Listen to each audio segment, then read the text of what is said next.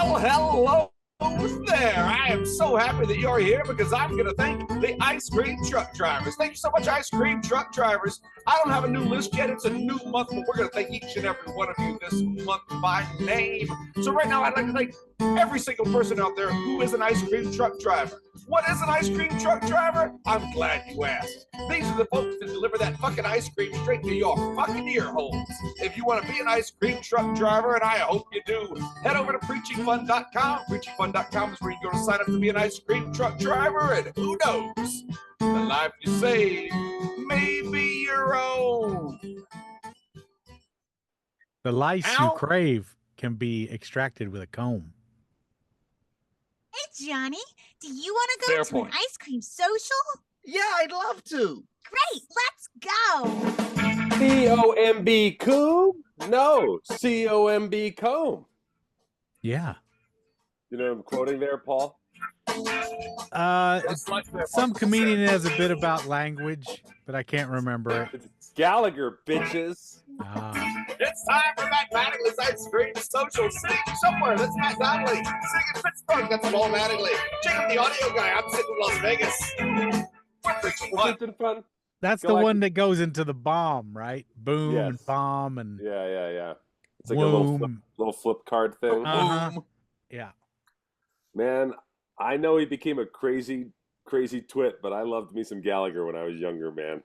Oh, I loved Gallagher.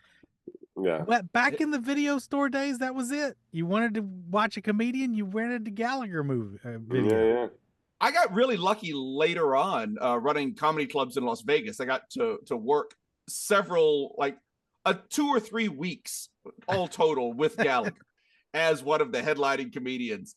And man, the conversations in the green room when Gallagher is on are really pretty great. When he's not there to hear what people are saying. No. When he's in there. No, I'm saying when he's in the green room, when he's back there, like holding court and having the conversations. The crazy, like the batshit crazy shit that gets talked about is spectacular. He really lost it towards the end there, and he developed a rep in Vegas for being a kind of like crazy ass lunatic. He was trying to like come up with his own version of like a slot machine or whatever, and he was trying to pitch a version of gambling, and he was a really, really angry, bitter guy. But this stand-up, man, and also like so good. While he was angry and bitter, also stayed super interesting. Yeah. Like he was angry and bitter, but he had his shit together. He was a compelling person. Yeah. And like, as we all know, just from, I think, watching 3 minutes of any version of Gallagher stand-up, he sees the world differently than most people. Yeah. And hearing from those people is always just fascinating. And of course, we think we've done this a bunch of times, but he taught his brother his act. Then his brother, then he said, try to stop himself from doing his act. His brother said, no, I'm going to keep doing it. He sued his brother. Gallagher's manager took the brother's side and left Gallagher. Yes. That's really the most insulting part. and the brother got the rights to perform as Gallagher too. I think like there's nothing worse than thinking like I could franchise this, finding out you're right, and then you want to be like, no, wait, don't do it. Right? Hold on. No, like a big when that genie's out of the bottle, forget it. If anything, you just should have doubled down and gotten more apprentices, right? Right. Yeah. You should have gotten Gallagher 3, Gallagher 4. Yeah. Release Gallagher 4. Fire. Yeah. Also, none of the others should have looked anything like him. Gallagher. But they never should have acknowledged it. Well, they could all have just all you got to do is put on one of them duffer hats with a long wig. That's right. Matt's halfway there. I'll do it. I keep switching careers. I should start doing Gallagher's routines. Just add a wig to one of your hats, Matt. I will. I've always said that when I cut my hair off at someday that I'll just attach it to the hat and just keep it around every now and then. And I've sincerely thought about that, and it just seems like so much work to add it to my hat. Yeah, if you're not having it done professionally. I was like, that just seems like a lot of just genuine work. Sewing pieces of hair onto a hat. You're gonna select one hat. that you're going to be stuck with it for life. No. You've got to sew it into a Velcro type mechanism so that it can be attached to multiple hats. You don't make a bad point there. It's a fairly good point. My vision has always been that I would just walk out with the hat on and then take the hat off, and it would just be the Jacob doesn't have any hair. That's and of course, fun. when I picture it, I picture myself being like egghead, completely bald as well. I have to tell you, Paul, I'm completely impressed by the Velcro thing. I was thinking of just poning up for hair for each hat that you had. And just oh my God, are you crazy? I know. Who has the money for that? Actual human hair? You just Rockefeller Donnelly over here. You just saved imaginary Jacob, bald Jacob, like hundreds and hundreds of dollars. Yeah, at least. Yeah. Yeah. Oh, that's right. Jeff Loomis makes a good point in the chat. Tapeface tried to do the franchising thing, and it really did not work well for Tapeface at all. But he didn't do it. He was being very surreptitious about it. But so was Gallagher. Oh, I think that Tapeface did exactly what Gallagher did. I think he just didn't get away with it, and he did it in a different time, so people were able to talk about it on social media. Without social media, where you can't just go, "Hey, that's not the real Gallagher." Yeah, I don't know. Tapeface. We actually probably get Tapeface to come on. I probably could. The problem is, like, when he started more, I think it was like Fringe Festival stuff.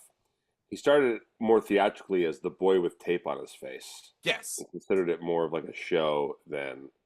I think the problem was that he did America's Got Talent and then became a singular character in that moment and changed it from the boy with tape on his face to Tape Face.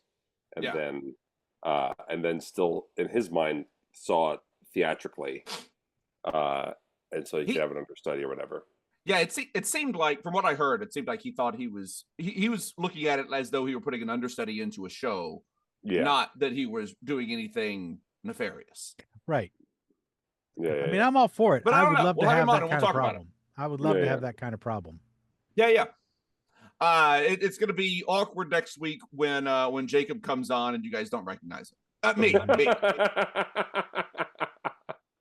Paul, could you imagine trying to sell people right now? You're like, don't worry, I handpicked this person. I've trained them to be funny like me. To just have a substitute me?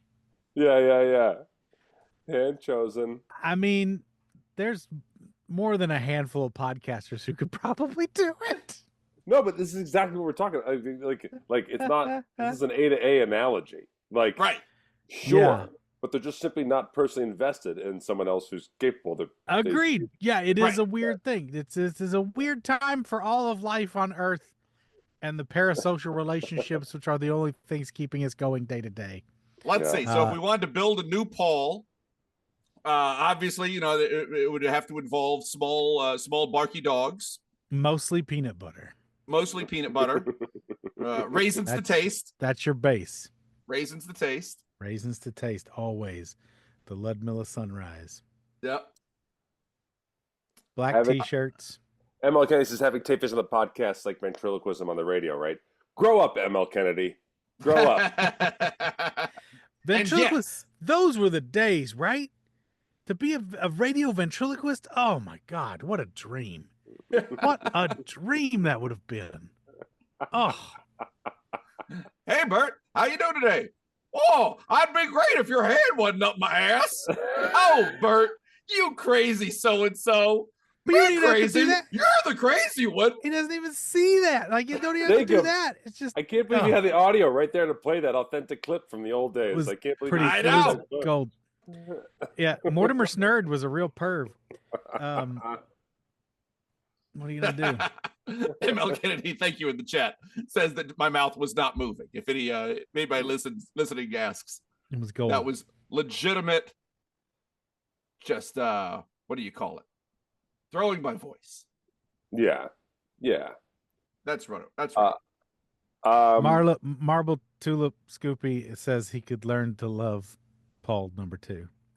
I watched the special the other day. There's a special somewhere, I forget where, but it's on the Astro World Festival. The Travis Scott Astro World Festival. Yes, that he did several times, where lots of people got hurt. Lots of people got hurt. The crowd rushed stage. There were multiple people that were kind of in charge of the safety of the festivals. A lot of people didn't do their jobs. That's really what deaths. I believe there were some deaths, like crushing deaths and that kind of thing. At one point, according to the special, there were 4 active CPRs going on. Like 4 people were actively receiving chest compressions and everything. Whoa. And that did not stop the show.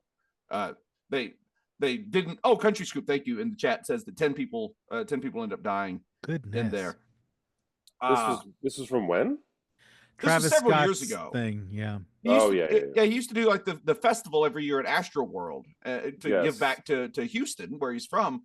And I was watching this thing, and I'm watching, a lot of it was lack of communication. A lot of it was not telling Travis Scott on stage that things were going on. Arguably, he was told, and I don't know. There were a lot of things going on. There were large parts, though, of this documentary where I was watching horrible things happen with all these thousands of people there in Astro World and running around like crazy people. And I was just looking at this going like, holy shit, this could happen to us. Holy shit. Like, we could just accidentally make something huge like this. And then it just totally gets out of control. And all of us look at it at the end going like, I'm so sorry. Again, these are the problems you want. Paul and I are big enough that just the 2 of us falling over could crush 10 to 12 people. Sure. Yeah, it's true. True. Just. All right. We should Stampede. No. Scoop Fest 2025. The trampling. No. The trampling. Jacob, are you having second thoughts about putting this steel cage around every side of the stage this year for Scoop Fest? Oh, if anything, I'm more on board with it. The chicken wire from Blues Brothers. Oh my God, that is the best. That scene, good Lord, that makes me laugh so much. They just keep throwing beer bottles at the stage. Smash. God damn, so funny. And it's great too. I'm going to ruin this scene for people who watch Blues Brothers right now. But if you watch it, you can just watch all of the sugar glass bottles explode as soon as they hit the thin little chicken wire. But they still get all over everybody. It's still a mess. Yeah, we have both kinds, country and Western. That's true. It's true. Man. Rawhide. I watched a little bit of Monday Night Raw a couple of weeks ago, Paul. Jacob, hold on. Before we go, I really do think the Loser Leaves Town match we've set up for 2 people with the name I Want to Scoop Baby, we should really think twice about it now. It's going to create some real friction. A stampede. There will be Jacob. Crushing deaths, but in the good way. Yeah. Careful what you ask for. Have you watched any Monday Night Raw, Paul? Here's the thing. I listen to podcasts about wrestling. Okay. I haven't watched a wrestling match in probably 2 years. Now that it's on Netflix, I keep getting ads for it popping up on Netflix. So the other day I was go ahead and watch one. Yeah. The other day I'm home by myself. I'm perusing. I'm looking for an option to watch without SJ around, and because we watch a lot of things together. So there's I have to do the math of like, what is she not going to be mad at me for watching without her around? Oh, right. Wrestling. Definitely won't be mad at me about that. Good math. Yeah. So I turned it on for a little while. It seems to me, I haven't watched wrestling in, I don't know how many years. Multiple decades. Long time. Yeah, long time. It seemed to me, and tell me if I'm wrong or not, it seemed to me that there was a lot more talking than there used to be. Yeah. And that the talking is much more contrived than I remember it. Yes. Now, is that me? Am I right? Or is that right. Just me, child versus adult, looking at this? No, you're right. And if you saw the South Park from a couple years back, they really nailed it, where it's more about a theatrical thing than anything else. The wrestling is secondary at this point, which is so silly. It's funny that you mentioned this. Just today, I deleted a couple of my wrestling podcasts because I'm like, this is you're falling off. Well, I mean, yeah, because tariffs. Triple H was Triple H was in the White House just a couple days ago. Oh, is that H right? In the White House. Oh, right, because what's her name? McMahon. I mean, is she's like a been secretary there. of something. She's not, she's not really directly connected to the company. Sure. She's not really directly connected to the company anymore, legacy-wise, for sure. But to have Triple H, Vince is out, right? Yeah, well, so they say. But they might knows, be. Yeah. Man? I saw something. He might be coming back at a bunch. Who fucking knows? Yeah, he was at a big party. I was at a party with Vince, and he was making me pee on someone just the other night. So yeah. Okay. Well, maybe he's on his comeback tour. Yeah. I keep telling you not to invite Vince McMahon to your pee on people parties, Matt. No, because it turns into a shit on people party. It does. That's the problem. Matt, you have to put Visqueen down. You're gonna ruin your hardwood floors. That's so hard. But my wife knows I'm hanging out with him when Visqueen gets delivered to my front door on Amazon. Yeah, but I think for my own, sense of self, I'm just like, okay. Even it's really been these last like 2 months. Shit's gotten kind of sketch for me. Again, and I'm only just listening to stuff and hearing, watching a few little things on YouTube and whatnot, recaps, things like that. And I don't know if you're familiar. Oh wait, there's ML Kennedy saying Linda McMahon just got hacked at an interview. Someone got into the audio when she was talking about Department of Education stuff, and somebody played the clown song. Hilarious. Oh, the entry of the gladiators. Yeah, yeah. Wow, that's amazing, ML Kennedy. That's fantastic. Yeah, because that's how she sounds, and that's how the whole country sounds at this point. But yeah, they do this. It's become an annual thing now. They have a big to do the crown jewel that they do over in Dubai. Okay. In Saudi Arabia, and that that's already kind of questionable. Yeah, sure. On a political note, but the thing is, CM Punk, when he was out of the WWE for a while, for years, he was giving those wrestlers unlimited shit. Like he wrote a tweet that said, "Go suck a blood-soaked dick out in Saudi Arabia, you asshole." Yeah, right. So he was like coming for their throats over this, They're giving people shit, but also CM Punk, I think you should talk to somebody. Well, but Jesus Christ, man. It looked like he was taking a stand, but just last month, guess who's headlining Crown Jewel? Got it. And then I watch Botchamania all the time, which is really funny, and they did the old clip of Krusty the Clown where it's like, I'm so sorry, they backed up a Brinks truck to my house. I'm not made of stone. And it's like, of course, money talks, right? But it's endemic of everything going on in the whole world. And the fact that these players from this, wrestling corporation are becoming statesmen. They're becoming statesmen. That's Glenn Jacobs is a governor. It's like, why, or a mayor. I don't know. It's just, I was going to say Jesse the Body Ventura. I mean, he was the governor of Minnesota. He was a governor. Yeah, it's just a little too much at this point for me. I don't know. And Abe Lincoln was the president. Yeah. He wrestled. Yeah, he did. He was a boxer, I think. Yeah. Maybe I think he was a wrestler. I think he was a wrestler. The weird thing, though, on Raw, not having anything to do with any of all those things, was the cameras. They do so much camera work now, and they switch back. I mean, they always switch back and forth between different shots and everything during the wrestling matches. Mm-hmm. Now they switch back and forth between different shots, and the camera speeds on the different cameras are different.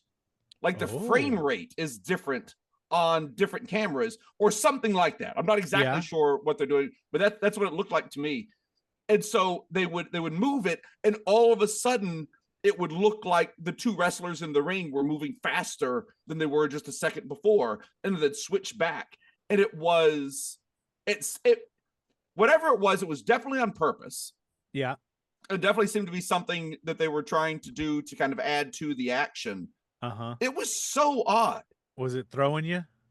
It was throwing me a little bit. I was kind of hoping that you had heard something about it, if they had said something about it publicly or something. I haven't. Maybe not. The only scuttlebutt of that is that they have professional camera crews now. Oh, sure. They have, they've had some of their old camera crew. Well, no, it's a huge step up, because after the departure of Vince. Oh, did they have like their own people before? They had Mr. Gotcha. Kevin Dunn. Kevin Dunn had been there for a millennia. Okay. And they finally got rid of him. And now all of a sudden the production value has gone sky high. They got these guys from ESPN, the guys putting together the NFL best of stuff and all that kind of thing. So they got some real high production value going forward right now. It was a good looking product for the most part. That's what I mean. That's like what I mean. It's and like the video wall in the back, like it was a good looking product. No, they have the production. Also, John Cena, I guess, is retiring. Yes. And him going through, like he's on a retirement tour or something, I guess. Yeah, these are his last year of matches. A pro wrestler going through and playing their greatest hits for an audience is so goddamn funny. Yeah, and well, it's a weird thing that they've done with him because he went heel, Okay, no, I don't. He'd never turned heel his entire career. Oh, so he's a bad guy now. Yeah, but now he's starting to regret it. It's weird. Like he is regretting it. Like he really is sad that he did it. I think, because he never did it. So that's kind of crazy. Yeah, it's something else. What did you just say before that about Cena and? I don't know. Oh, just watching him do his retirement tour was interesting. Yeah, it's something else. I don't know. I'll tell you who was really excited about seeing Cena 2, though, coming out next year. And that's going to be the following sponsor. Cena 2. Today's show, Matt and Mally's Ice Cream Social, is brought to you by, I'm sorry for the delay, I just got some Visqueen delivered to my front door. Oh. Matt's having a party. Shoeless Joe's Bottomless Crocs. That's from Anonymous in 2024. Shoeless Joe's Bottomless Crocs. Hey, it's Shoeless Joe here for the Bottomless Crocs. You may be asking yourself, how can I get bottomless Crocs? Well, it's simple. All you have to do is buy them from me, Shoeless Joe. I have Crocs with no sole. That's right, just the top of the Croc. You slip it on just like a normal Croc. Most people think you're wearing a Croc, but no, you are wearing a Croc with no sole. You're walking around essentially barefoot. Now, that in a lot of places is gauche. We don't want to come across as gauche, do we? No. So, buy the topper. Buy the Croc topper. Put it on top of your foot. No one will ever be the wiser that you are just hillbilly. Go gauche, go broke. That's what I say. It's true. Go gauche, go broke. There's a lot of places. He says it all the time. I mean, many of you have probably gone into a convenience store and noticed the little sign, no shirt, no shoes, no service. Yeah. These Crocs let you skip that line, as it were, and go ahead and walk on in there proudly. Even though you're technically barefoot, you have the clamshell of the Croc on top of your foot, disguising your naked soul. Hi, I was here. I'm hoping to have sex with one of your slutty crocodiles. Oh, okay. Come into the back room. Yeah, bottomless Crocs. Get her Hayes to check out. Yeah, that's what really makes the money. Paul, that naked soul turn was actually really poetic and beautiful, buddy. That was a little too highbrow for the. Oh, you like that? Yeah, that was actually kind of like poetic. The poet didn't know it. Yeah. Mm-hmm. Matt recognized that it had gotten a little highbrow for the show, and he commented on it. I just made a joke about having sex with a crocodile who was bottomless. I feel like we both did the right thing. This is where we live, right, guys? It's the same thing I used to talk about with absinthe. It's everything from the profane to the sublime. We like to cover all bases. We can get esoteric when we want to, but we can also tell you dick We jokes. should steal that line. They're not using it. They didn't take your. They never used that because it was my line. They should have used it. Everything from the profane to the sublime. And believe me, as someone who has given them a line, they will take it and use it. They should use it. Matt Madley's Ice Cream Social. Everything from the what is it? The profane to sublime. Jacob, get on board with our new fucking slogan. I'm on. You bring up the no shoes, no shirt, no service. I don't see those signs like they used to be as everywhere. much. Maybe they're done. Maybe it's over. No, I meant like, did that culture war win? Like, do we now know? Like, we got to wear shoes into the 7-Eleven. Like, we have to. Like, do you know what I mean? Has footwear gone to the point of where it's like, well, technically a toe ring is footwear? I think it's all just I think everybody is more aware that every business could just kick you out for any reason that they want to now. Yeah. That's true. Like if you're just if you come into a restaurant, or maybe not a restaurant, but like a 7-Eleven barefoot, and you're not being a jerk, they'll probably just serve you and you can leave. Well, it's like I have memories as a kid, like, going back and forth to the beach because I grew up on the Jersey Shore, Pinkies out in Monmouth County. I grew up in. That's never come up before. When my chauffeur would take us to the beach, no, my dad would take us to the beach. We would get out and go to 7-Eleven on the way home or something like that, right? Uh-huh. And I would kind of like run in barefoot and feel like fun. I was in the store, like doing whatever. Right.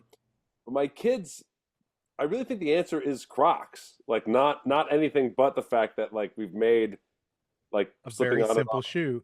Flip flop was easy too. Flip flop was easy too, but I hardly ever see any like proper flip flops. I'll see it in like a proper sandal, more like an executive sandal style for a lady's. I feel like I don't want to offend anybody, but I feel like people who wear flip flops, that's what they wear. How dare you? How fucking dare you use this platform to disparage people on that level? Yeah. I occasionally wear flip flop, but rarely. Yeah. But anyway, for the most part, honestly, I just wear it when we have a churn. I just wear it to the churn. I just wear flip flops to the churn. Yeah. Guys, I'm wrapping up my magic invention, huh? You guys want to get into it? It's pretty exciting stuff. Magic invention? Convention. Oh, you're at a convention right now? Well, I'm at my house right now, but the Magic Live is in town. Magic Live is happening at the Orleans Casino. Oh. They always dry run Scoop Fest by doing a That's right. They do right. They're always right ahead of us, right? Yeah, they do this convention for 5,000 people to see how it's going to go, and then everything's road tested for us to bring in our hundreds of people. That's right. Well, we can't help it that we have the better, more elite convention. That's true. That's how it is, man. It's true. I was involved in this convention. Hand slap has got a flip flop. Look out! I've there you go. Hand slap. Hand pap. Sorry, hands pap. Shrapnel. You didn't realize it was a real bomb. What do they call them? Chuklas. There's another word where people would no chuklas. The thing you're talking about. We all know what you're trying to say. Yeah. Chuklas. They call them chankalas. Thongs. Yeah, chankalas. Well, people get really good at throwing those fucking things. What? You don't know about that? I mean, people get good at throwing things that they throw. No. There is a. No. Nolan Ryan started as a chocolate thrower. I believe it's pronounced chaculas, Matt. Scoopardy saying Spanish grandmas.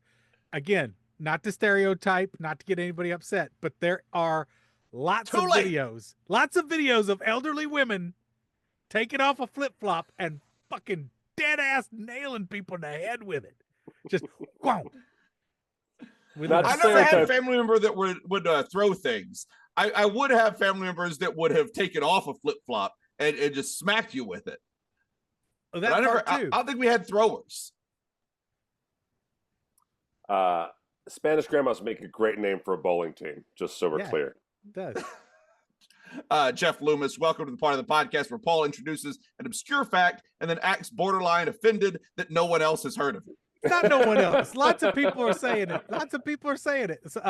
Lots of people are saying it. Listen to this. But your introduction to that fact was terrible. You didn't know the word, and then you gave us no other words. I said chukla, and I know it's wrong. And then was annoyed that we didn't know it. Okay, whatever. Anyway.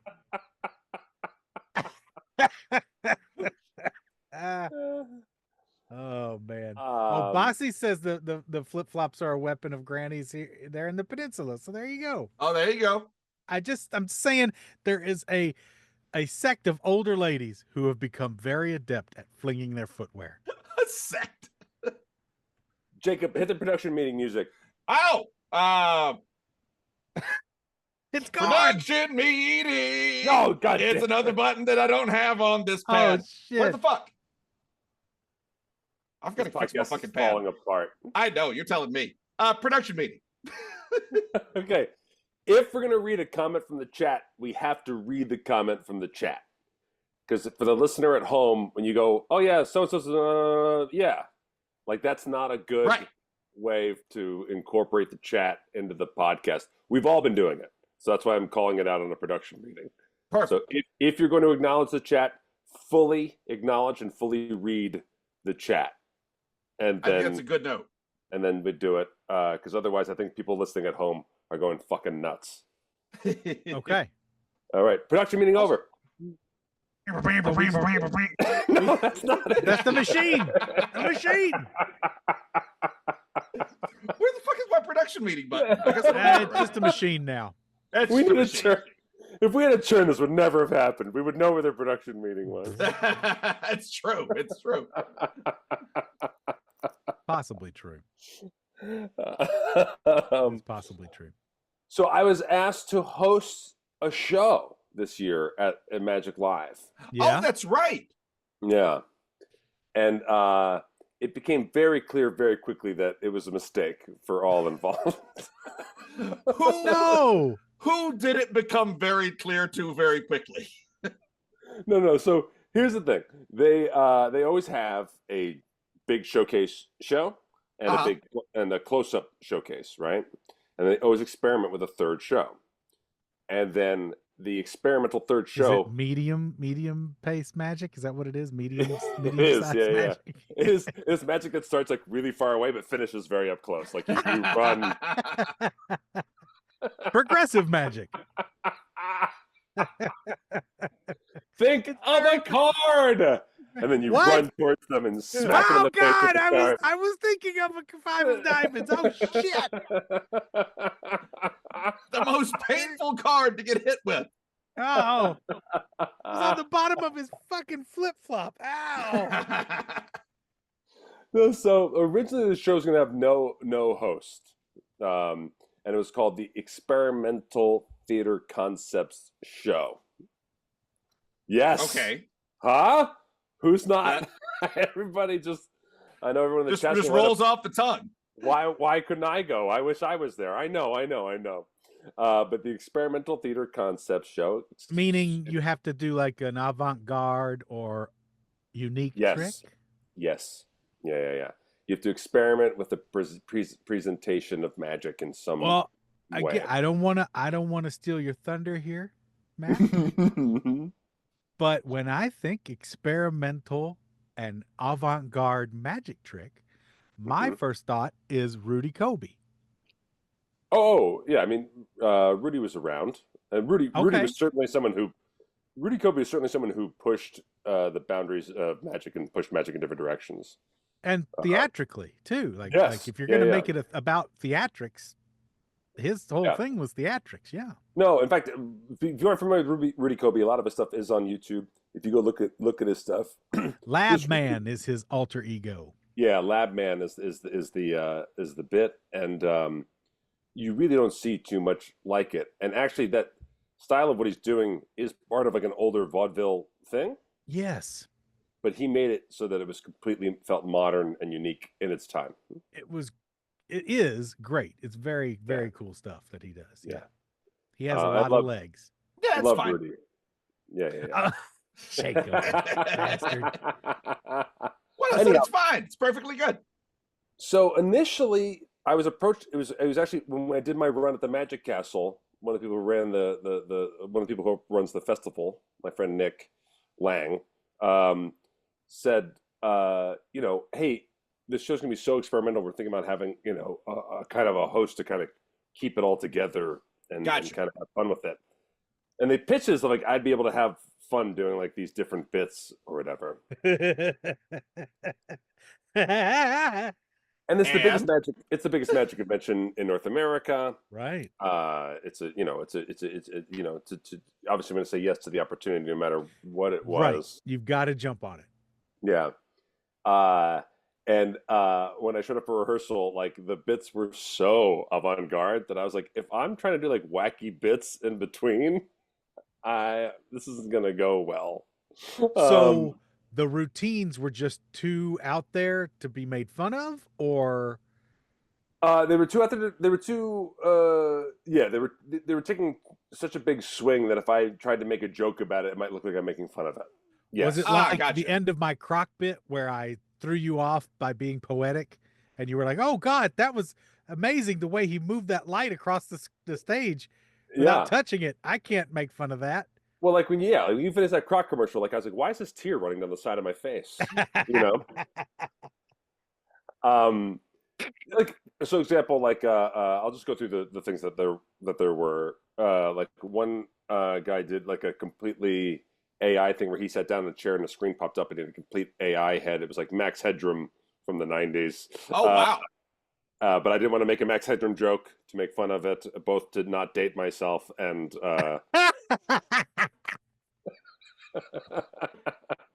I guess while you're looking at Rudy Kobe's magic specials, go ahead and look at Max Headroom. We're in the same time period. Hilarious. Matt Frewer, everybody. Max Headroom. Catch the wave. Coke. Yeah. And then another guy did a trick where he was talking, but then all of a sudden he does his trick backwards and does the whole thing backwards. And then another guy had a thing where everyone put on headphones, but it was like more of like a theatrical piece, and so you were not to be in the room, and so they're supposed to make the room feel empty, and this was like interesting. Yeah. And so all of this was very I basically said, like, we've created a show that's very ketamine friendly, is what I was saying. That's what I was saying to my friends when I was like, what's the show like? And I was like, it's very, ketamine is the vibe. Have you ever watched a show while sitting in a K-hole? And so bringing in a wacky improv comic was maybe not the best pairing for this. No, especially like also like when it's like, experimentation and technology stuff. No. The funny thing is that I pitched an idea for this show. I tried to get into the show as an entertainer. And they were like, that's too out there. Actually, too avant-garde. It was not out there enough. So, because I did this, I did the, I'm going to be at the Magic Castle again, August 20th through 24th, once again with my buddy Nick Paul. And we did an improv bit where we did a magic trick, but made it like a genre roller coaster version of a magic trick. That's up on the, it's on my Instagram somewhere.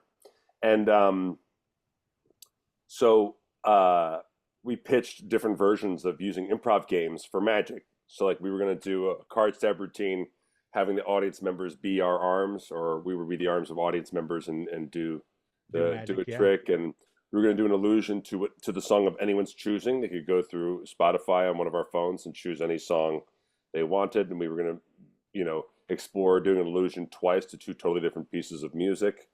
And that was considered not different. Not different enough. Not different enough. Now, when I just described those pieces I just described, you can see that, like, yes, I believe we were below the theatrical bar of what they were looking for. But energy-wise, they could have used it. I think they could have used it just for a little pep in the room. Little pep, little kick up. Yep. And I had to like stall in between, but I wasn't going to do magic tricks in between because the show was showcasing experimental magic, so it wouldn't be good for me then to do like road-tested material in between to stall. Did you err on the side of Cirque du Soleil? Did you like wheel in a baby on a giant screen and be like, I'm the lonely baby who's sad and scared? Paul, were you there? Paul, were you there? That's exactly what I did. That's what happened with... I mean, that Zarkana stuff's got to be laying around somewhere. Oh, yeah. Yeah. It's just laying around waiting for somebody to wants to print money. No, Print money. That's it. Print Monopoly money. That's right. That you can only spend at the Cosmopolitan buffet. Zarkana and Run. They're both just sitting around waiting on somebody to pick those up and just run with them. Everything from the profane to the sublime. Now, what was your, Jeff? what was your Jeff in the chat Matt? mentions. Jeff in the chat mentions that if you can go see a good magician at the Magic Castle, it is an awesome time. All right, but you should also go August 20th to the 24th anyway. Oh, I didn't read Jeff's whole thing. He said if you can go see Matt at the Magic Castle, it's an awesome time. I messed up. I didn't read his whole post again.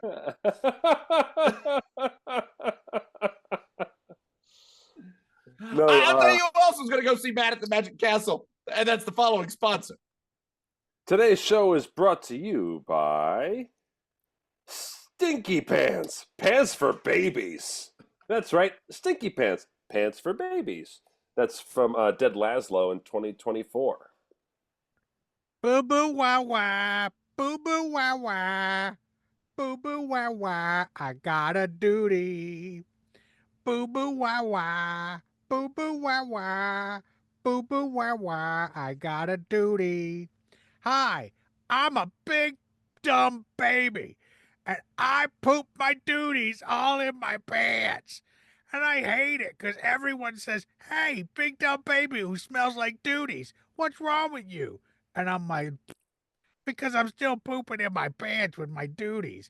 But turns out there's a solution. All I need is these poopy pants for babies. They come pre-pooped, and the poop smells like bananas, so it's not bad. So now I'm not big dumb baby who smells like poop. I'm big dumb baby who smells like a pants full of bananas. And nobody knows any better. But don't ever take me on a field trip to the zoo or I'll get ate up by the gorillas. Oh, God. I'm in the cage. He got me. No, they shot him. They shot him dead. I didn't mean for this to happen. Poop, poop, poopy, poopy pants that smell like bananas. Don't go to the zoo. Hey, Scoopsy, checkout. Again, I was just laughing along with you, Paul, and then you made a Harambe reference and tears flowing down my face. Okay, we learned last episode that if Paul's too gross and fast forwards the commercial. That's right. Do we think she fast forwarded that commercial or not? Do you think you betting on the what lawn? Commercial she? I think she probably listened to that one. It didn't get too gross. Are you, now that you know that fact, does it affect the way you make commercials? No, are you not at all. I'm not censoring myself for that woman. No, 20 years of uncensored bullshit from me. She knows what's up. No, but she also did say, because I talked to her about it the other day. She said, it's not every commercial, just some of them. Oh, what a champ! Always in your corner. She is. Was she won over by any of the Chinese bridge arguments we had for your backyard? Oh, I don't know that she's listened to that episode yet. Because we got to talk about maybe doing it and having the water flow of flowers underneath. But she can be swayed. I think she can be swayed. I was contacted by one Ryer Appledorn, who is apparently in the middle of constructing a Chinese bridge for his own yard, and with that same kind of flowery solution, I think. So I said, "Hey, let's talk." So he's already offered to build me a Chinese bridge. So amazing. I gotta see how it works and see what we do there. Maybe in a year or two we can make that happen. Hire Ryer. Summer. That's the new always slogan. hire Ryer. You can't Hire go wrong Ryer. hiring Ryer. I'll tell you, Ryer was a fantastic co-pilot with me and the dogs to get me all the way across the country. That was a very good thing. Didn't spill anything in the car or anything. Look, that's me. That's my issues coming out. That's my weird. What do you call I'm it? working. Yeah, no shit. I'm working on. Yeah. I've been working on new tricks, and I had because I thought Ryer was so wrapped up with Brushwood that I did not hire him initially to make a prop for me, and I had another company make a prop for me, and it did not accomplish what I needed it to accomplish. Mistake. And so I headed over to Ryer, and a little bit like a little maybe jaded. I just was like, this company tried X, Y, and Z and said it won't work. I think that's bullshit. I bet you could do it or whatever. And he came back to me basically going, no, the problems that the company said with the prop are correct. But I've invented this new way to do it. So Ryer came up with like a totally new proprietary technology way to do the trick I want to do. Amazing. And I'm being cagey about the trick, not because I give a shit about that, only that I might perform it at Scoop Fest. So I'm being cagey because I don't want to give it away. Well, you should be cagey too, because you guys can patent those things at some point. Oh, good idea. Good idea. Yeah. I mean, I don't know exactly how all that works with the Magic community. It's hard to lock stuff down that way. It's always very low key. Honor system, right? People get along all the time. No one ever fights about it ever. That's the way it works in the Magic community. Magic and Variety have that in common. Nobody's ever upset with anybody for stealing anything. Nobody accuses anybody of theft. Nobody tries to say they've made it their own. It never happens in the Magic world. Oh, and if you just want to get really mad about it, listen to burlesque people complain about it. Oh, I can't imagine, right? Listening to burlesque people complain about people stealing bits is, because I mean, listening to Magic people do it, listening to Variety people do it, it's already insane and annoying. Listening to burlesque people do it, you're like, what are you actually talking about? 35 years ago, I was the first to reveal my left tit immediately as soon as the curtain came up. And those motherfucking bitches stole it and ran with it. They called it the pirate eye. That's right. I had the first pirate eye move, left tit specifically. And that fucking dungaree wearing whore took that fucking bit from me. Dungarees? Yes. That ragamuffin dungaree. That's right. Wearing. This was 35 years ago when ladies didn't do such pantaloons. Enter Hey Scoops at checkout? I don't know. No. There was decorum. Decorum. There was fucking rules. There were rules. I was the where you first one slung to your put tit. tassels on my kneecaps. Dirty knees, look at these, we called it.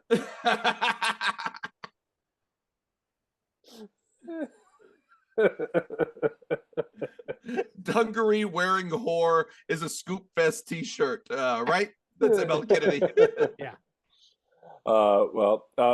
Brogan's always in the chat here. Actually, Brogan, you're in Las Vegas right now, aren't you? Do you want to unmute? Yes, I am. Because you're in at a Star Trek convention? Yes. Because you're here to see, was it Dave Davies? Dan Davis? I'm here to see Daniel Davis. Daniel Davis. Yeah. From The Nanny. So he the was guy from The Nanny. Yeah. I ran into Jobeth last night at the bar. Oh God. And you were talking to me about, because we had you on and we were talking about how Daniel Davis was going to be at the Star Trek convention. That's why you were going.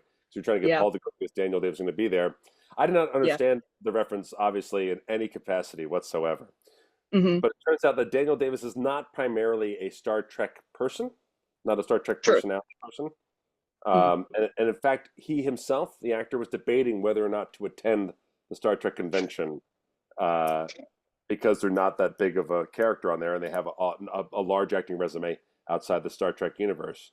He's a Broadway star, yeah. He's a Broadway star. And then I understand Chris the Microscoop bought a cameo for you from Daniel Davis. Is that right? That's correct. Okay. And then the result of that cameo was Daniel Davis saying, I was on the fence about doing the convention, but now I've done this cameo for you and you're going to the convention. I'll do the convention. Is that right? Wow. Brogan, while you're here, just because we brought it up privately, and a topic that's come up on the pod, Yeah. you have come to the United States now 3 times or 2 times? Twice since In the last this year. Twice this year. Have you encountered any hassle or fracas coming to the country? You know, people are so like we've had scoops from other countries say they don't want to come to Scoop Fest because they're worried about things they post on social media, that kind of stuff. And there US are travel that's happening, that kind of stuff. So I guess broadly then, have you experienced a difference in travel because you've come here many times? No, I mean, don't get me wrong, it was genuinely terrifying the first time, and even the second time because I flew a different airline this time, and I usually go from Edinburgh to London to Vegas. So Vegas is usually my first hit into the States. Okay. This time I went from Edinburgh to New York to Vegas. So passing through customs was at New York. I have not had any problems. No one has asked for my phone. No one bothers at all. Although I will say I got global entry. 100% do that because I got to New York. Yep. And they went to the little kiosk, took my picture. The guy looked at me and went, "Go through." Did not stop me whatsoever. Yes. Nobody asks you a goddamn thing. That is genuinely more interaction than I usually have with anyone when I'm doing global entry coming back in. Into the country?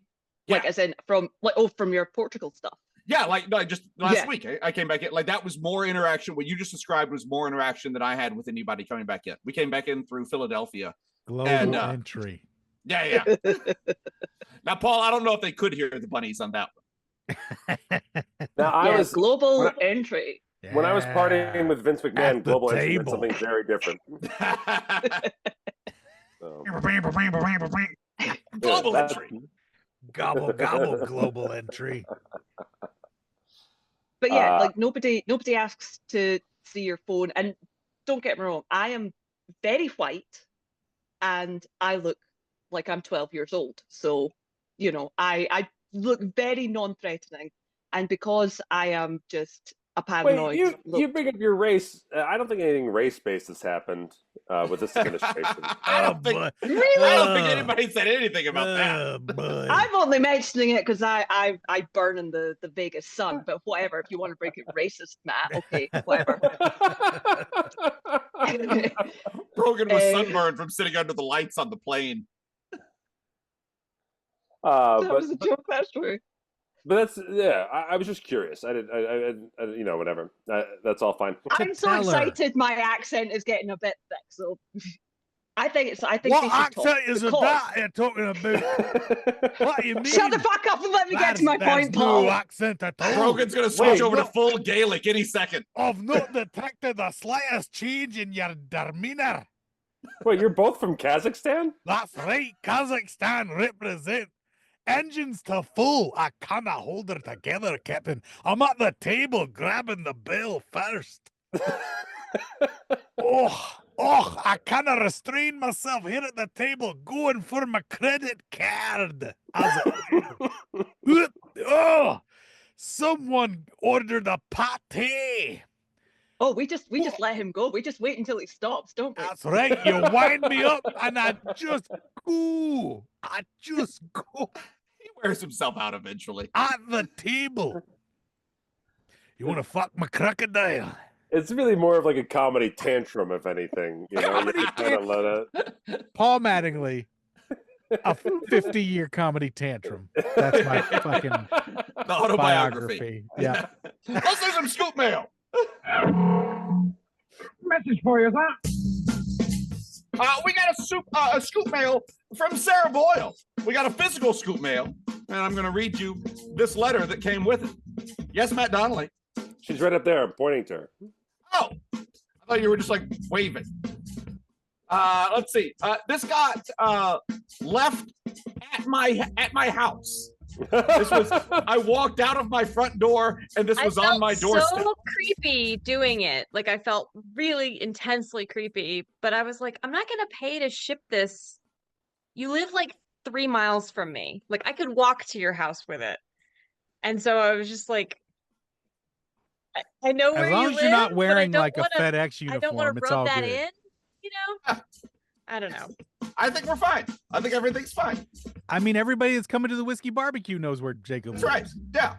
I have made my house somewhat public information. And so somebody. People don't just show up at each other's houses anymore. It's not like the 80s when you could you just also didn't be at you didn't somebody's knock house. on the door. You just left a box outside. No, I didn't. This was no, I didn't. I think everything was fine. So, and dear I lived across the denizens, street at that hideous house you're trying to convince me to buy.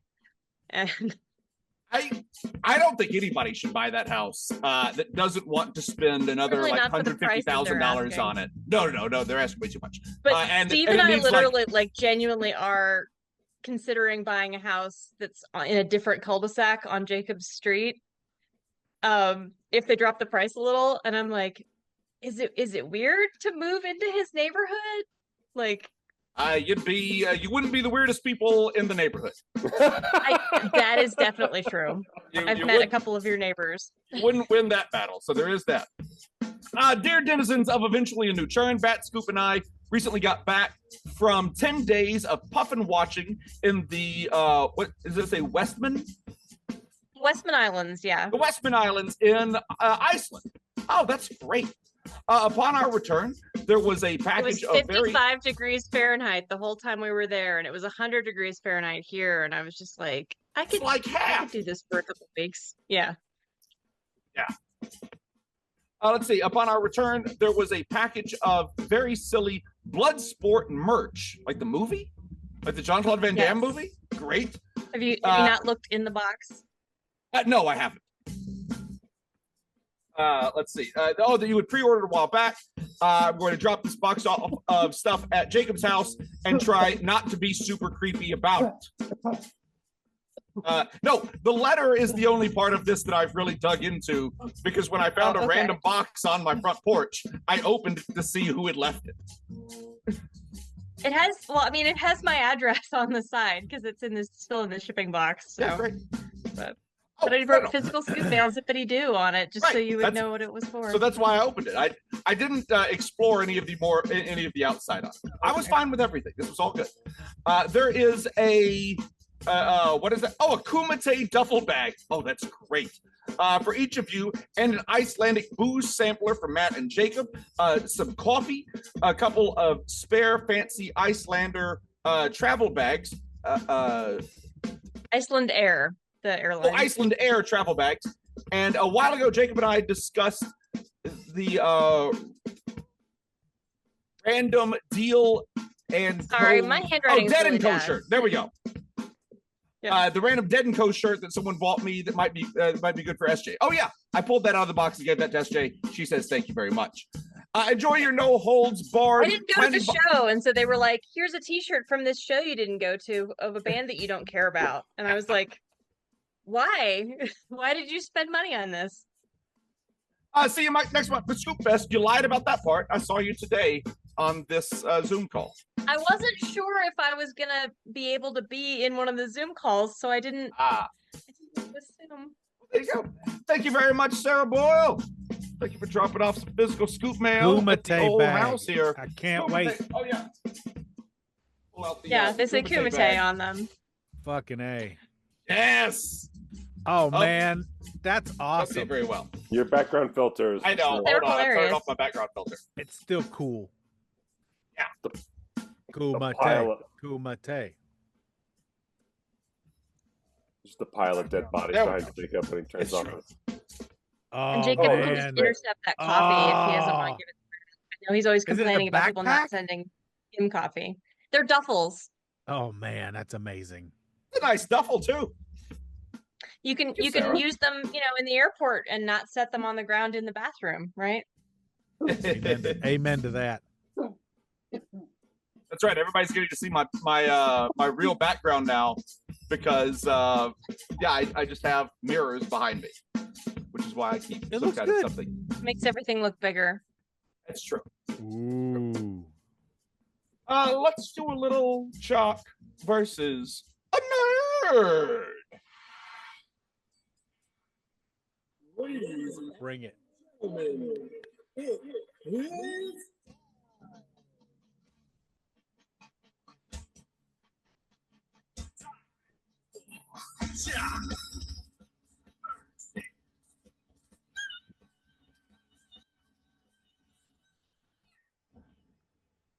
Explosion of Kumite duffel bags.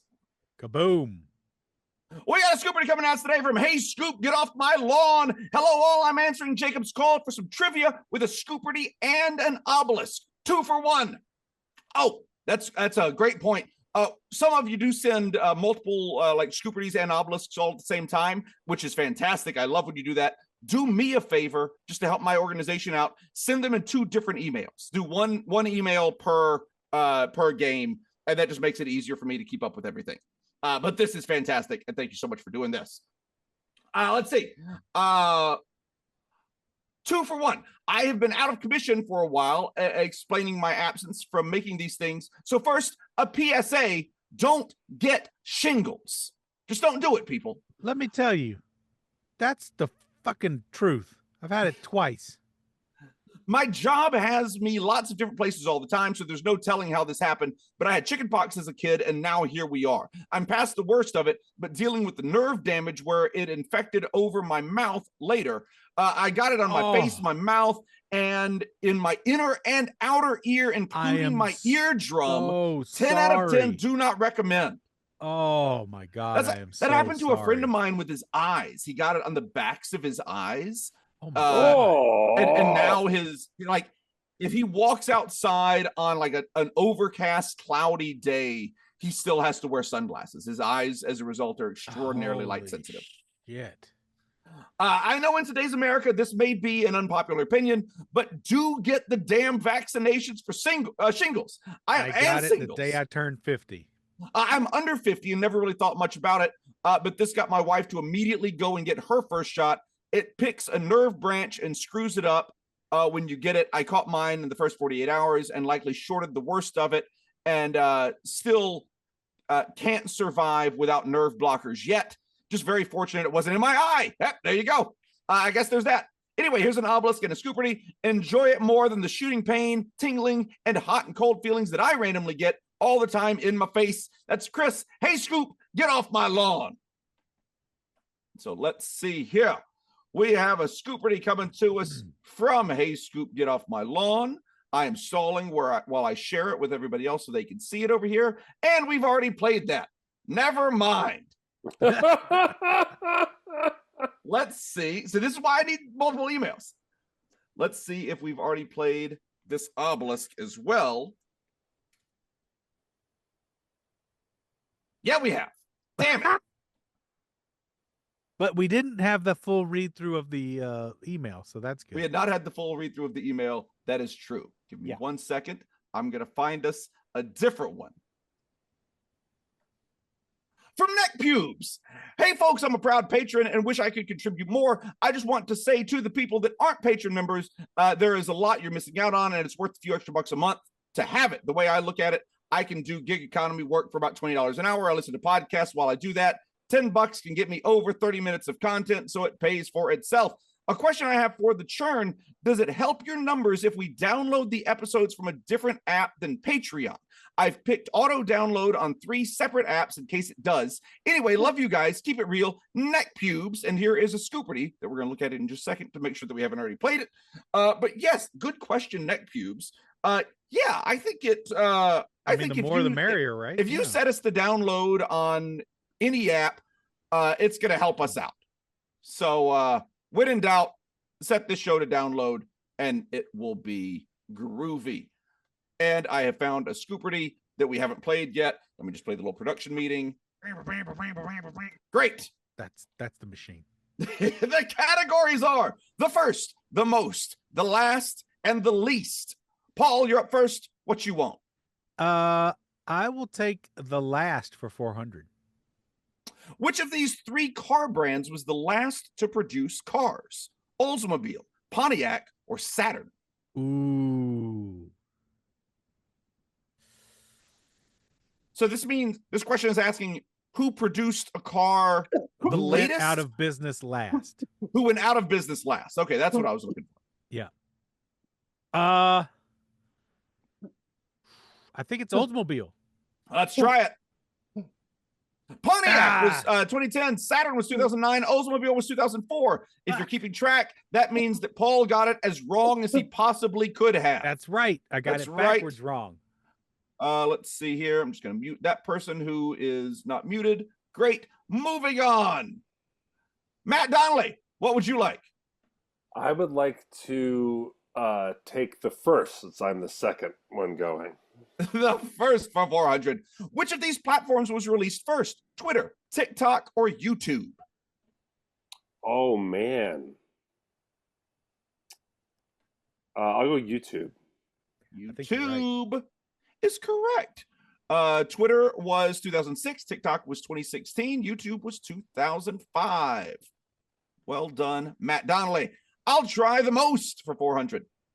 Which of these sports leagues have the most teams named after birds? Oh, the NFL, the MLB, or the NBA? All right. Bird time. I think we've had a version of this question before. I'm pretty sure we have. I don't think it's Major League Baseball. I'm just going to kick them right out. Oh, I think that's the one that it is, Jacob. This is where Paul does his subtle hints. Yeah. To help with the I can't think of any bird named teams in baseball. In baseball? The Cardinals? Blue Jays, the Orioles, the Cardinals? Okay, other than those three, though, I can't think of any bird teams in Major League Baseball. The Reds? The Reds are the Reds Mets? a bird? The New York Mets Jets? definitely aren't the a bird. Knickerbockers? The Raptors? Those are just pants. And don't tell me the Raptors aren't birds, because dinosaurs are birds. Okay, I'll give you dinosaurs. The Wizards? The NBA has the Hawks, the Pelicans, the Raptors. The NFL has the Cardinals, the Eagles. Maybe it is baseball. I think it is, but I can't. They got three. Yeah.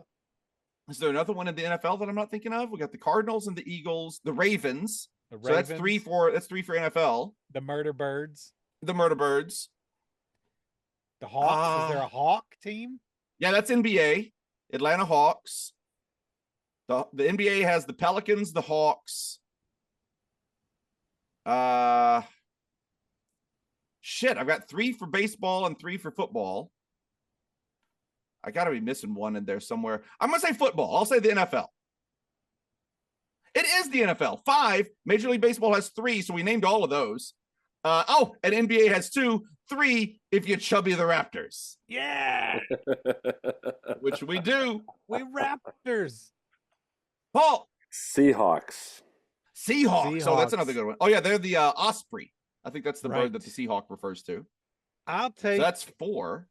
I'll take the last again. The Dolphins. That's it. The Dolphins. Chicken of the sea. Yep. Daily double. Which of these NFL players was the last to retire? John Elway, Emmitt Smith, or Deion Sanders? Emmitt Smith. Emmitt Smith is correct. Retired in 2004. Sanders retired in 2001. Elway retired in 1999. Yeah. Matt. I will do the last for 1200. The last. Which stooge was the first to die? No, the Larry last Fine. to die. Last to die. Sorry. Larry Fine, Mo Howard, Curly Howard. Pass. Shit. That's me. I think Larry. Oh, wait. Did Larry die? No, I think Mo died earlier. Stooge to die. I think Mo died earlier. I think Curly. I'm going to say Curly. The last. Shit. It was. God damn it. It was Larry. It was Larry. And I knew that too. And I was still thinking the first. God damn it. He was living in the Hollywood retirement home. He was true. The last of the Stooges to die. Yeah, he famously lived in that Hollywood retirement home. Right. That's me. I guess I'll do the last for 2000 since I just lost all those points. That's Tom Bergeron. Tom Bergeron has lots of stories about as a kid he wrote letters to Larry Fine and Mo Howard and actually ended up becoming like pen pals and talk to them and stuff. Oh, that's call nice. them on the phone and stuff too. Yeah. Oh, nice. Which retail chain was the last to close its final location? Kmart, Sears, or Toys R Us? Ooh. That's a tough one. I think there's still some Sears, aren't there? I think Sears is gone. Is it? I think so. I kind of think Kmart was the last to close up. I don't know. Because I think Toys R Us, when Toys R Us closed, like they shut all of those down pretty quick. Yeah. And I think it was very similar with Sears. I'm going to say Kmart. It is Kmart. October 24. Jesus Christ. Whoa. Sears 22 and Toys R Us 21. I didn't even realize Sears was gone. Yeah, Sears has been gone for a little bit. That's crazy.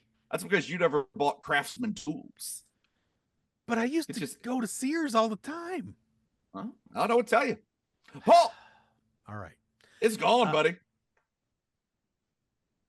The most, please. The most for 800.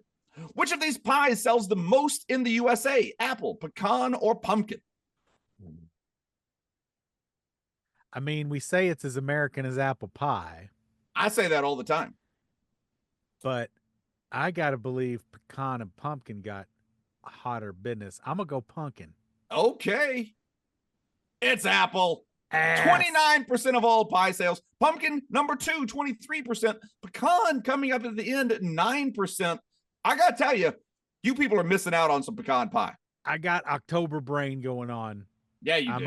I'm already in spooky season. Matt. As soon as we flip to August, I'm like, ooh, ghosts and shit. It's 2 months. The last for 400. The least, I mean. The least for 400. Daily double. Yes, let's go. This is where I strike. Which of these 3 states has the least religious affiliation? Vermont, New Hampshire, or Washington? New Hampshire. New Hampshire. It's Vermont. Only 63% of citizens claim religious affiliation. Oh, man. New Hampshire is 64, and Washington 68. Those heathens. Those dirty. Those heathens. Those Vermont heathens. Those syrup chugging heathens. I'll try the least for 800. Syrup chugging heathens. Which of these states has the least trees per square mile? North Dakota, Iowa, Nebraska. Ooh.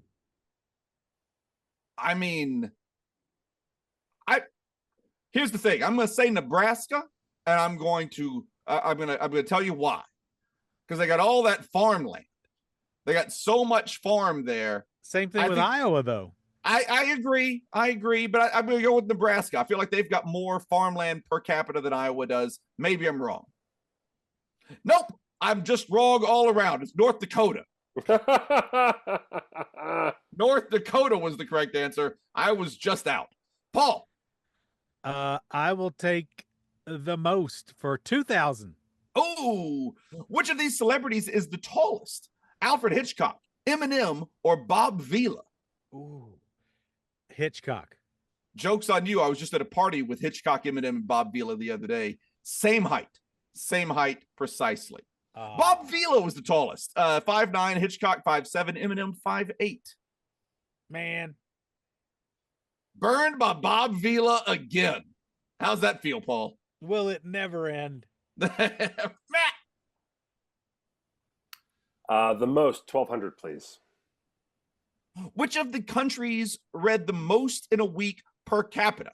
Denmark, India, or the United States? No. Oh, sorry. Just in United States, right out.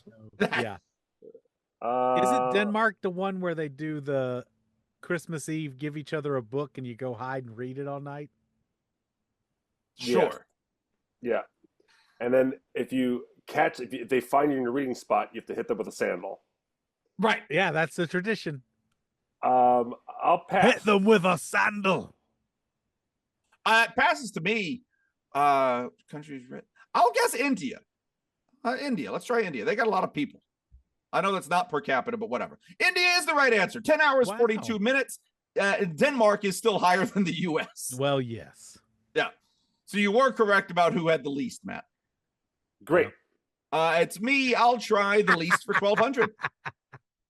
Which of these states has the least domestic pigs?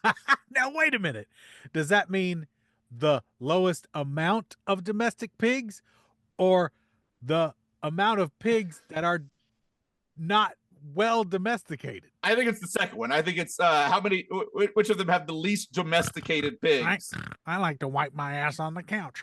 Exactly. I'm not Rhode Island, Maine, or Delaware. I'm the least domesticated pig you'll meet. I mean, Rhode Island my food bowl.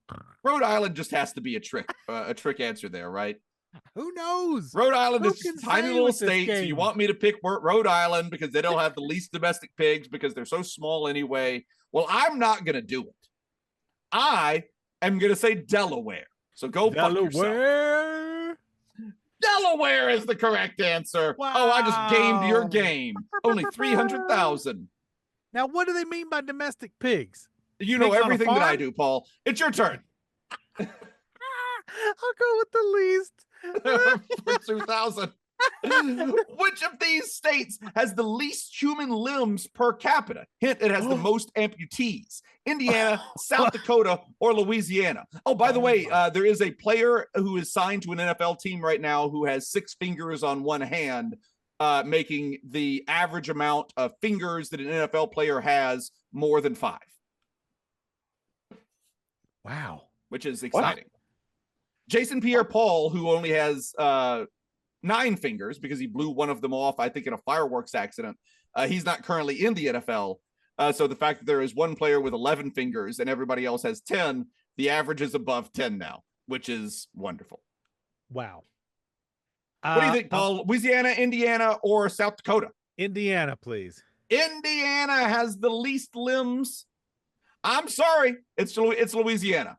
Oh. I have no data for any other states. It's just something that Louisiana is proud of. Well, they don't call it the big easy to lose your hands in for nothing. That's right. That is the full name. Yeah. Matt, you got the first for 800, 1,200, or 2,000. And let's see. Right, you have 0 points. I have 2,800 points. I am in the lead. Paul is in a distant third place with negative 4,400. So it's anyone's game. Anyone's game. Except Paul. I'll go with the first for 2,000. All right. Which of these 3 movies came out first? Lethal Weapon, RoboCop, Princess Bride. Oh man, I'm right back in like grade school for all of these. Yeah. I remember begging to see RoboCop with my older brothers. Okay. Because it was and then Princess Bride, I definitely watched it in grade school. Like that was an okay to watch in the school movie. All right. Man. These all feel like the same time. I got nothing. I'm gonna pass. That passed to me. Shit. Princess Bride is 80s. RoboCop is also 80s, but Lethal Weapon is 80s. So you've cracked the code, son. So you see how I'm doing my math out loud? I am aware of your mathematicals. I think it's RoboCop. I think RoboCop was early 80s. I think Princess Bride is later. Feels right to me. I'm not sure when Lethal Weapon is, but I would guess like mid to late 80s. So I'm going to say RoboCop. It's Lethal Weapon. Oh, shit. No, I was just wrong about all. Oh, God damn it. This is one of these. They were all 1987. Lethal Weapon was March. RoboCop was July. Princess Bride was October. Wow, they were close. I have been right on the heels. Can you imagine a year where we had those 3 movies in the same year? Yeah, 1987. Happened? Yes, but like... Yeah, it's easy. I just imagine 1987. But nothing like that happens now. I don't know. I don't know. Let's see. I'll try the first. Oh, let's see. Where am I here? I have 800 points now. So 800 is enough to get me there. The first for 800. Among these 3 countries, which was the first to learn about the good news of our Lord and Savior, Jesus Christ? Ireland, Poland, India. Let's see. Brogan, did you hear about Jesus before Poland or India did? Fuck you, Jacob. Brogan, the self-hating Irishman. Who was the first to hear about it? Poland, India, or Ireland? I mean, Ireland is right there. It's very close to several countries that really dug on Jesus Christ. He got rid of them snakes. That's right. India. I know I got to India early. I don't fucking know. Paul, I'm passing. I'll guess Ireland. Let's try it. It's India, 52 AD. Ireland was 431 AD. Poland was 966 AD. Poland held out for a long time. Paul closing out the category and the game. The first for 1,200. Here I go. Which of these 3 candy bars were released first? Baby Ruth, Three Musketeers, or the Milky Way? Here's my math. All okay. Right? Nougat is a scheme. Why is it that all of Paul's math involves nougat? Because that's how it's like they call it, the nougat math. I don't understand the nougat math with these kids today.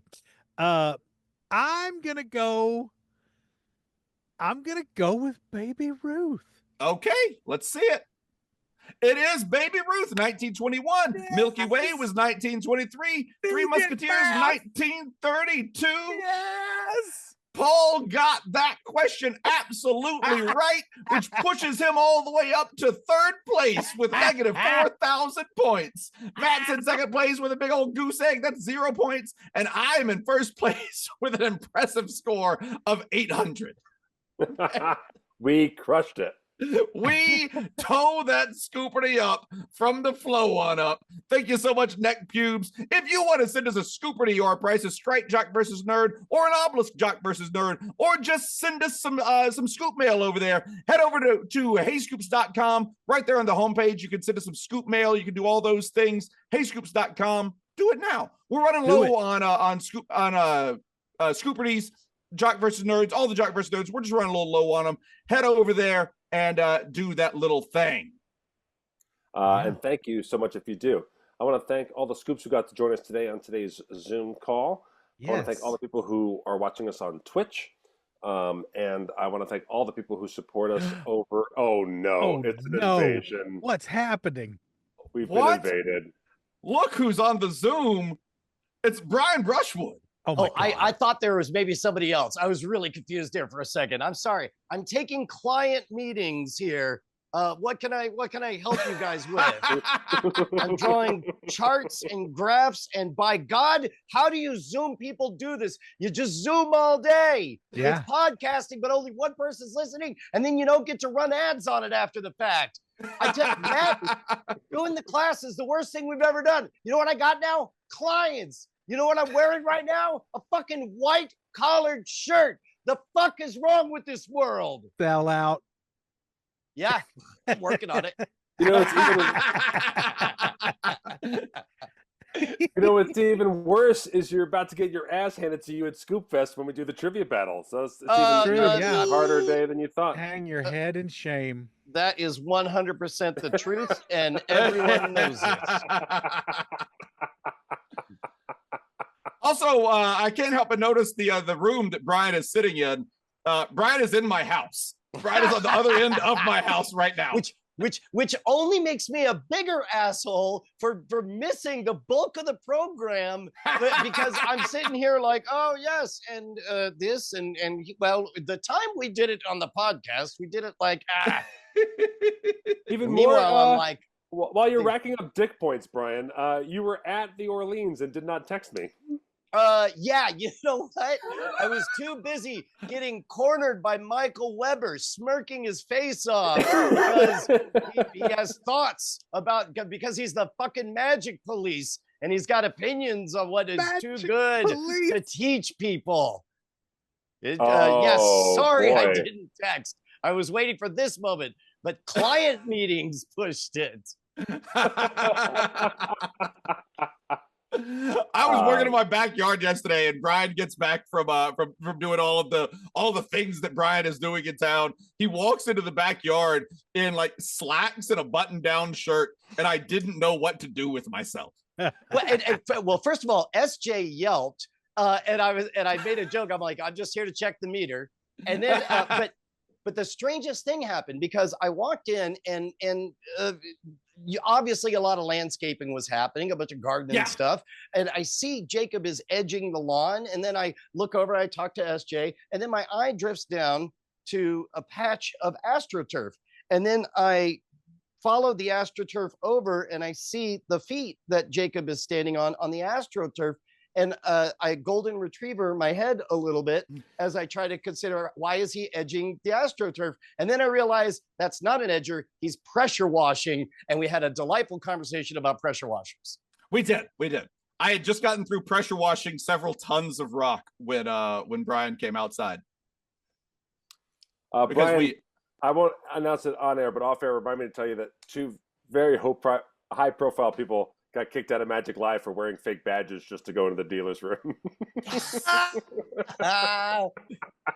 That's okay. I actually really I'll tell you what, man, this is one of those things where it's like, if you become a high enough profile person, you better get legit, because I used to be a hacker pirater and stuff, swimming on all the pirate bays. And then I started hosting a show with Tom Barrett called Cord Killers about how to watch what you want when you want on streaming services. And I realized how long until somebody rings the hypocrite bell on this. And so I had to give up all of that unsavory behavior.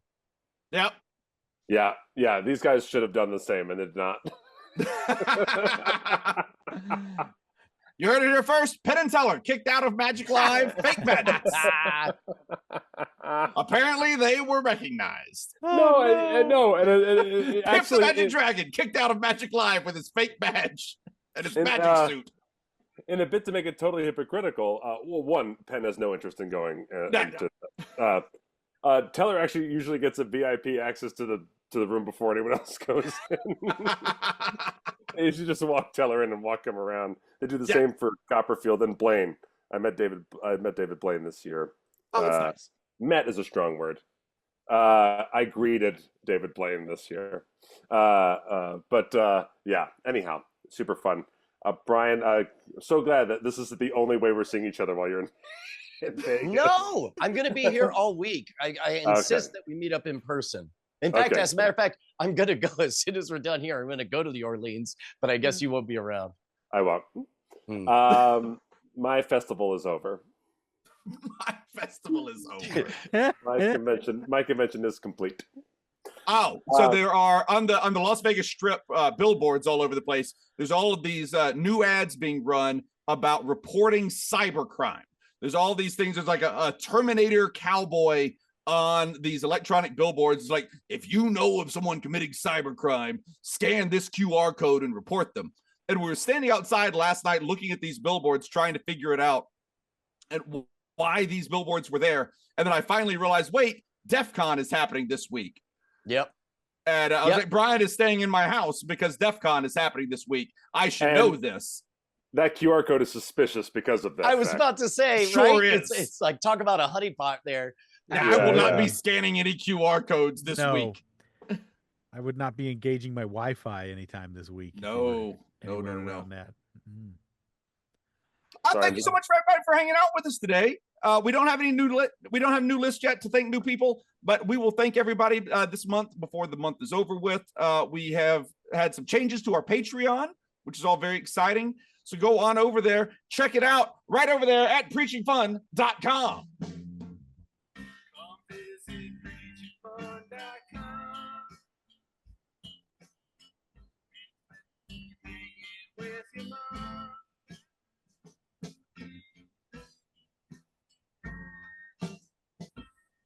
Or if you got kicked out of a convention because you're wearing a fake badge and you are extremely famous, head on over to fartsinabag.biz.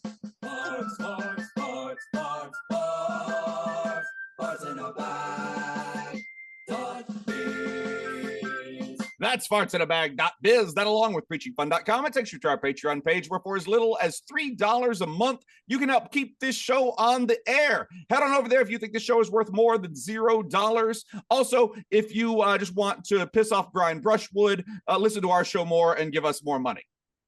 That'll make him real mad. Yeah, you know what? Hey, man, it's gonna make me so mad. I'm gonna win the contest. It's Scoop Fest. Trash talk. We sincerely appreciate every single one of you who donate, every single one of you who listens. We do. Yeah, we love every one of you guys. Thank you guys so much. And don't miss Scoop Fest. There is still time.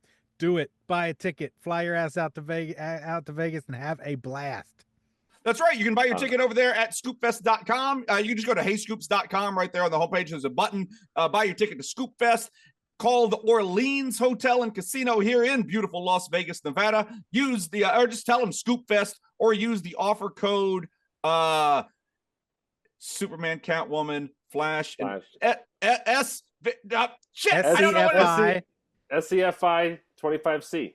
That's it. SCFI 25C. Head on over there. I used to have it written down in the chart. I need to write it down. There it is. You invented it. Through in clutch. You invented it, Jacob. I'm surprised you can't remember it. I know. Well, it's so much joy and positivity that goes into creating those QR codes, those custom codes for our discount people over there at the Orleans. It's too much joy to hold on to, honestly. But yeah, head on over there. Right. Get yourself a room at the Orleans. Come visit us at Scoop Fest. It'll be awesome. I have some cybercrime to report. I'll see you guys soon. All right. Take care of yourselves. We love you, and we'll see you soon. See you soon.